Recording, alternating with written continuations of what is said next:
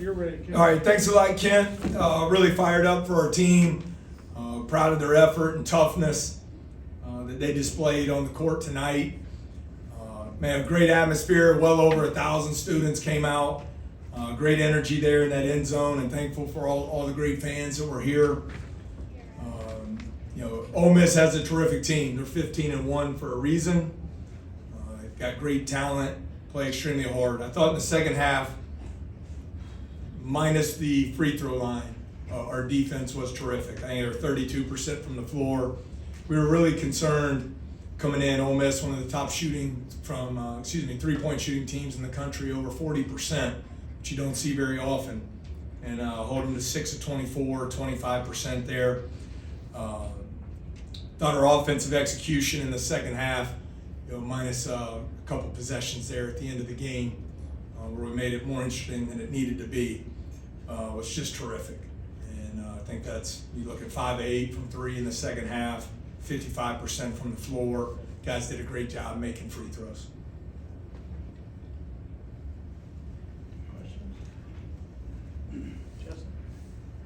Coach, you talked about it a little bit there, Ole Miss shooting the three as well as they did coming into tonight's game. Were you ever really comfortable there at the end? I'm sorry, I didn't hear the last. Were you ever really comfortable at the end knowing that they could go off with 2 minutes to play? No, especially when we missed the front end, missed a couple free throws, missed the layup. Of course not, especially with their ability to score it and shoot it from behind the arc. But I thought our guys were able to maintain their composure enough, and then it got to 5 twice. And I have to look back and see who made the pass, but a huge 3 by Mike Williams in the corner to go to 8. And then Hunter Dean, the 2 free throws there to push it back up to a 3-possession game in the last minute. So, just thrilled with our effort defensively. I think a key stat was them only having 7 assists. And they have terrific one-on-one players, but I thought we made them take some pretty tough shots. You mentioned those Ole Miss spurts back. They got it to 6, and then Jalen Cook went to the rim twice in a row, got the foul, and made his shots. What did you see from him there? Yeah, I thought he struggled in the first half, but you need your big time players to step up in those moments. And I thought he was terrific there in the middle of the floor on the ball screens. Got a big and one, got to the rim and finished. The stretch where Tyrell Ward shot it from 3 was just big time for us as well. And then you just look at Jordan's performance on the night. 27 points, only 16 shots to get him. 7 rebounds, 5 assists, 7 steals. It's a pretty impressive stat line, and I thought his impact on winning was terrific. You've spoken about how you want fans in the student section to pack the PMAC. You even bought Whataburger with your own money. So how did it feel when you walked onto the court and what you felt tonight? Well, we got a long way to go, but we're trying to build.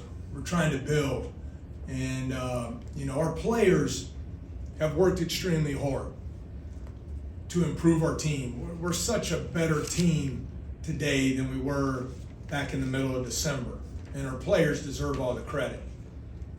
They really took advantage of the break from academics over Christmas to spend a lot of time not only in the gym working and in the weight room, film study, but starting to build a real team off the court. And so we've made a lot of strides there. And I think at the end of the day, when you're trying to build, fans respect hard work. They respect players that play with passion, that play unselfishly and together, and give relentless effort out there on the floor. And our guys have been doing that. We got a long way to go. Got to keep building it. But we're really thankful for the crowd tonight and their energy that they brought to the PMAC. Can you just talk about the second half offense in particular? I mean, it just looked like you guys were really flowing really well there for a lot of that half, and just building that lead up to 15 or 16 points. Just what was really working for you, I think, in that little stretch there? Well, we wanted to obviously get off to a great start, and it's our ball to start the half. Will Baker sets a great screen. Jalen Reed hits Jordan for an open 3 there at the top of the key, and we were able to string some stops together. And I just thought we were able to create high-quality shots. We weren't turning the ball over in that stretch, which, in the first half, we had 9. Second half, we had a couple there late that we'd love to have back, but you finished the half. Really, when the game was on the line, I think we had 3 turnovers in that 17-minute stretch. And so I thought just overall the unselfishness, the screening, the physicality that we played with on the offensive end, and then ultimately guys got to make the shots and make the plays, and they certainly stepped up and did that. Matt, you talked the other night about, excuse me, you talked the other night about how they kind of responded Saturday night after the loss. Could you say it in practice the last 2 days that they really kind of, were motivated by it? Sheldon, I think this is really important. You don't ever want to have to call a timeout in a game with 11 and a half minutes to go and you're down by 28 points. It's a sick feeling. But your team can go one of 2 ways at that point. And it really, you find out about your character and what you're about. And I thought the leadership from guys like Jordan Wright and Trey Hannibal in that second half at Auburn to get us back in that game and make it a single-digit game multiple times. Disappointed we weren't able to win. But I thought that was an important step for us as a team. I was encouraged by that, and I think the way our players came to practice Monday, we were able to build on that. And I thought we just had 2 really good days of practice. They were competitive, high energy. The guys were locked in to doing the things we needed to do defensively to give ourselves a chance tonight, and I can't give our players enough credit for that. John?